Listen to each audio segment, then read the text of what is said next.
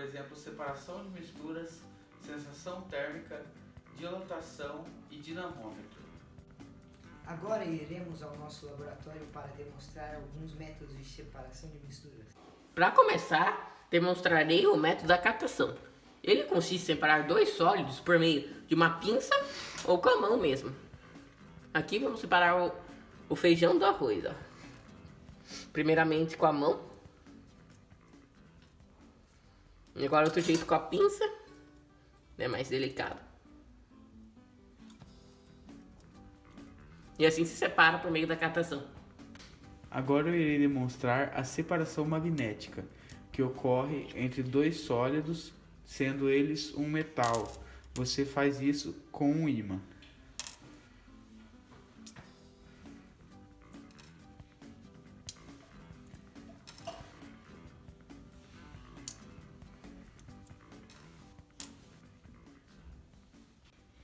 Agora vou demonstrar o método da peneiração. Esse método consiste em separar dois sólidos de tamanhos diferentes.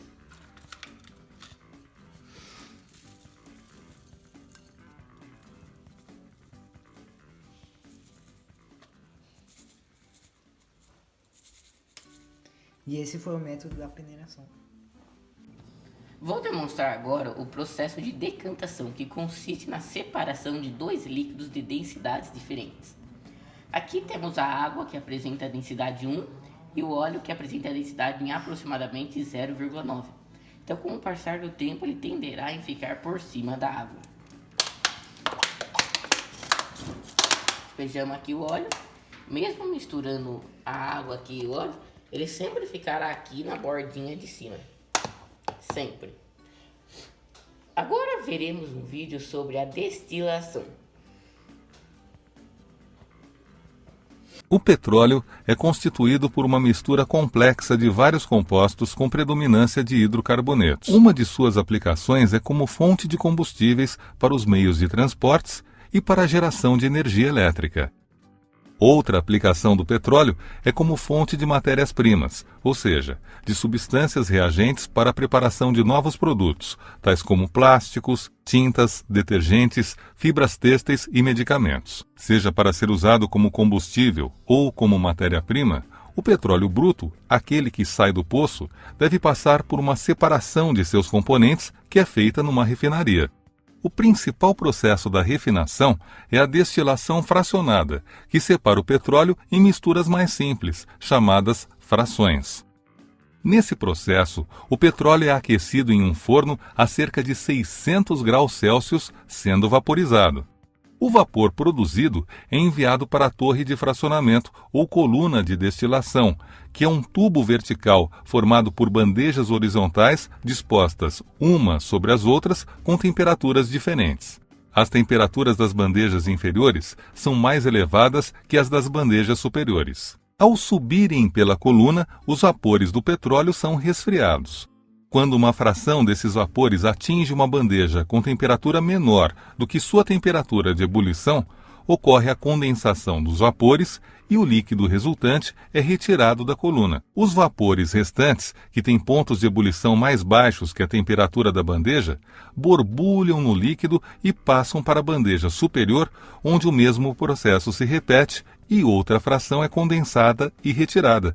Isso ocorre continuamente ao longo de toda a coluna. Acompanhe a indicação das frações, seus intervalos de ebulição e a composição química representada pelos números de átomos de carbono nas moléculas constituintes de cada fração. O óleo lubrificante, constituído por moléculas com mais de 17 átomos de carbono, é a fração menos volátil, fervendo a temperaturas superiores a 305 graus. O óleo diesel, com 13 a 17 átomos de carbono por molécula, é usado como combustível em caminhões e ferve numa faixa de temperatura mais baixa, entre 235 e 305 graus. Em seguida vem o querosene, que ferve entre 175 e 235 graus e possui 11 ou 12 átomos de carbono em suas moléculas.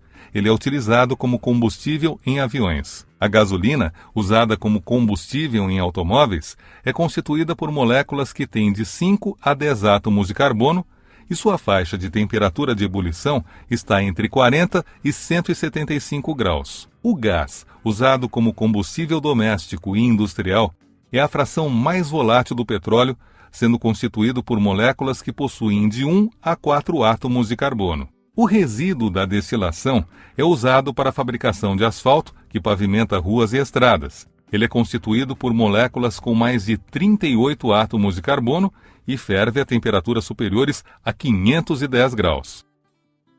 A sensação térmica é a capacidade dos nossos sentidos de perceber a temperatura. Pode ser influenciada por meios externos, como por exemplo o vento e a umidade e outros. Veremos também que você não pode confiar na sua mão. O cientista Renan irá fazer um experimento que provará isso. Enquanto o cientista Renan faz o seu experimento, irei explicar sobre. A mão esquerda do Renan está numa água de temperatura baixa, ou seja, ele está perdendo energia da sua mão, causando a impressão de estar frio. Já a mão direita de nosso Renanzinho está numa água de temperatura muito alta, ou seja, a mão dele está ganhando energia, dando a impressão de estar esquentando. Agora é lá colocar ambas as mãos no pote do meio, onde há uma água de temperatura intermediária. A mão que estava gelada começou a ganhar calor, dando a impressão de estar quente. E a mão quente começou a perder calor, dando a impressão de estar gelada. Olha só que bacana. Agora veremos um vídeo sobre isso e logo em seguida uma encenação. Quando você refrigera sua marmita quente, a energia passa dos alimentos para a geladeira porque a marmita está mais quente do que ela. Por outro lado, quando você usa a panela para esquentar alimentos, a energia sai do fogo para a comida, a qual está mais fria. O sentido espontâneo de transferência é sempre do corpo mais quente para um vizinho mais frio. Dessa forma, uma maneira de transferir energia é ter dois objetos com diferentes temperaturas. A energia transferida entre os dois corpos devido a uma diferença de temperatura entre eles é chamada de calor. A palavra-chave para entender o que é calor é transferência. O calor só existe quando está sendo transferido. Uma vez transferida, a energia deixa de ser calor. Dessa maneira, é importante comentar que a matéria não contém calor. Um objeto tem energia cinética molecular, também chamada de energia térmica, mas não calor. Calor é uma energia em trânsito de um corpo a uma temperatura mais alta para outro a uma temperatura mais baixa. A relação entre calor e temperatura é a seguinte: o calor, ao sair ou chegar em um objeto, pode modificar a sua energia térmica, que é medida pela temperatura. Em outras palavras, o calor pode modificar a temperatura de um objeto. Entretanto, há outras possibilidades. Há situações nas quais o calor é transferido e não há modificação de temperatura. Água fervendo, por exemplo, recebe calor do fogão, mas sua temperatura permanece constante até que tenha evaporado totalmente. Podemos dizer que a transferência de calor tem fundamentalmente três efeitos: modificar a temperatura, provocar uma mudança de fase ou realizar trabalho. Veremos cada situação com detalhes posteriormente. Agora, vamos focar no uso correto da palavra calor. É comum que usemos expressões tais como estou com calor ou estou com frio. Entretanto, do ponto de vista físico, essas frases são empregadas de forma equivocada. Apesar de se referirem ao calor e frio, na verdade expressam o que chamamos de sensação térmica. O nosso corpo possui estruturas sensoriais responsáveis por detectar estímulos no ambiente e transformá-los em impulso nervoso a ser interpretado pelo cérebro. Dessa maneira, a sensação térmica revela como os nossos termorreceptores percebem a temperatura do ambiente ao nosso redor. Essa percepção difere de pessoa para pessoa e também é afetada por fatores como umidade e velocidade do vento. Esses fatores afetam a transferência de calor entre o corpo e o ambiente, dificultando ou facilitando o aumento da temperatura do termorreceptor. Isso significa que a temperatura sentida pelas células sensoriais difere da temperatura real do ambiente. Obviamente, o fator principal que interfere na sensação térmica é a temperatura real do ar. Quanto maior ela for, maior será a temperatura percebida.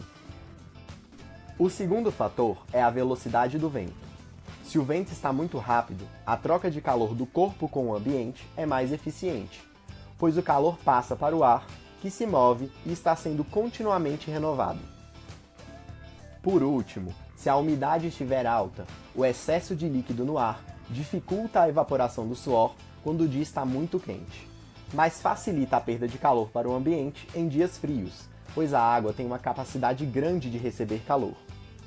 Assim, a umidade aumenta tanto a sensação de frio quanto de calor. Isso vai depender das condições do dia. É bom salientar que o frio, como antagonista do calor, para a física não existe.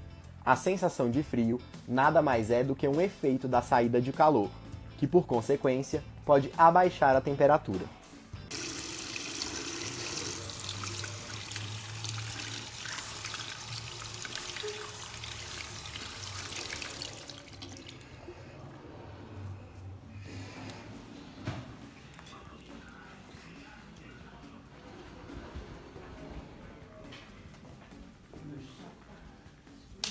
Você pode ver se eu tô com febre?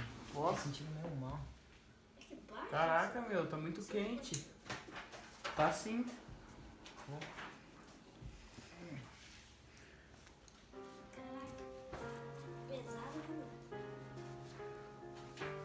E aí, Renanzinho, você quer um pouco de chocolate quente, hein? Quero não, valeu. Pode ver se eu tô com febre. Deixa eu ver aqui. Pô, você tá até gelado, para de frescura.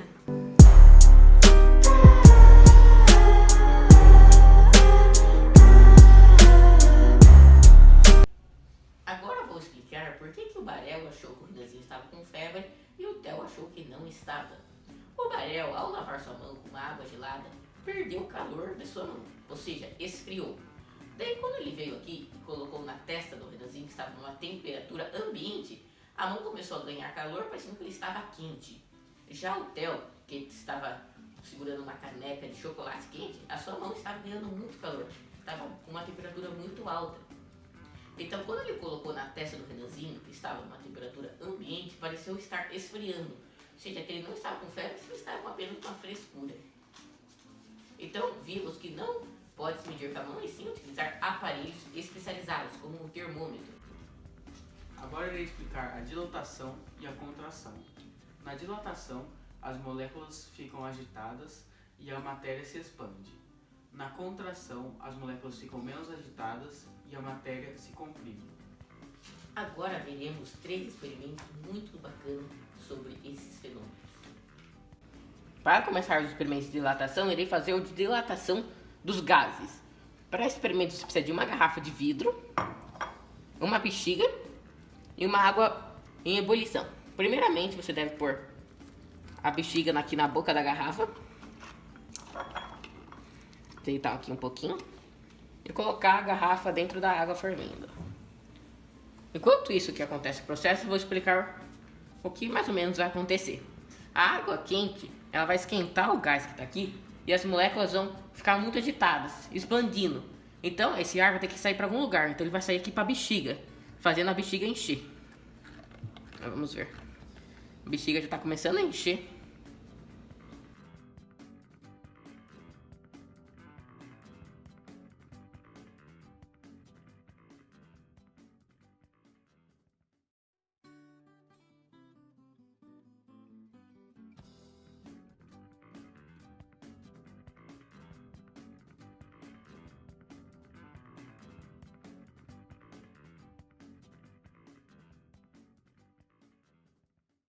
Agora veremos um experimento de dilatação dos sólidos. Podemos ver que esse cadeado se abre facilmente com a sua chave. Agora iremos pegar essa chave e esquentá-la no fogo.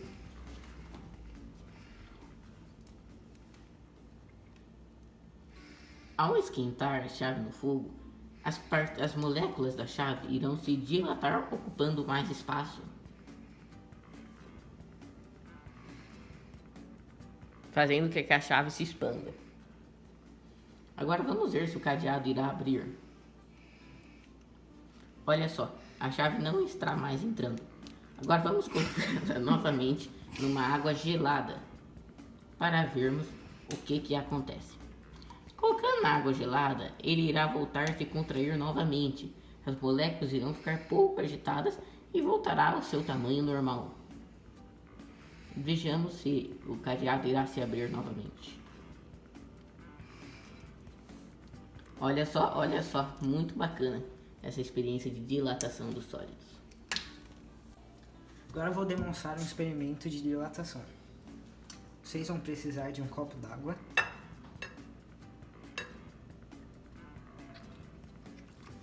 de um copo normal,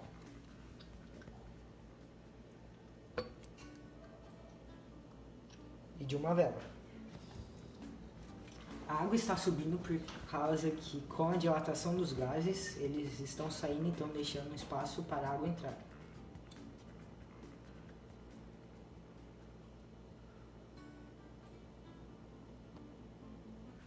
Agora o famoso inventor Gabriel Varela irá demonstrar como fazer um dinamômetro. Você vai precisar de um canudo de 12 centímetros. Aí você corta ele.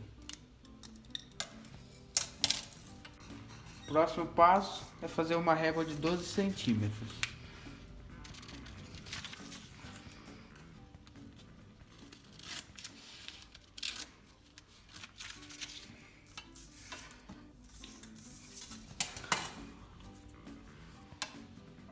Agora vocês têm que prender a régua no canudo.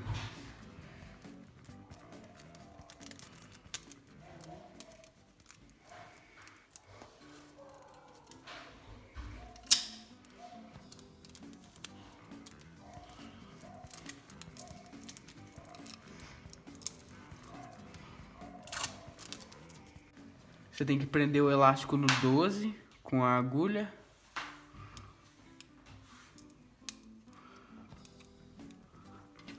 E depois o clipe aberto em forma de anzol no 0.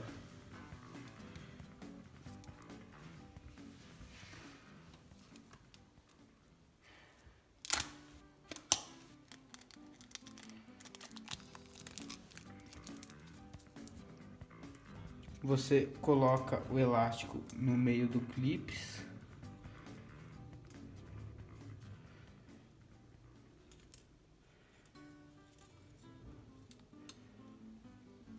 E depois no tubo de PVC. Agora, com o dinamômetro pronto, eu vou mostrar para vocês como ele funciona. Cada risco equivale a 1 Newton, que são aproximadamente 100 gramas.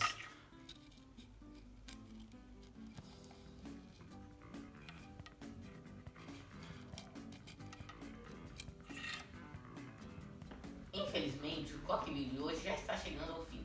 Tenha um bom dia. Um excelente final de semana. E até o próximo Coque Bill.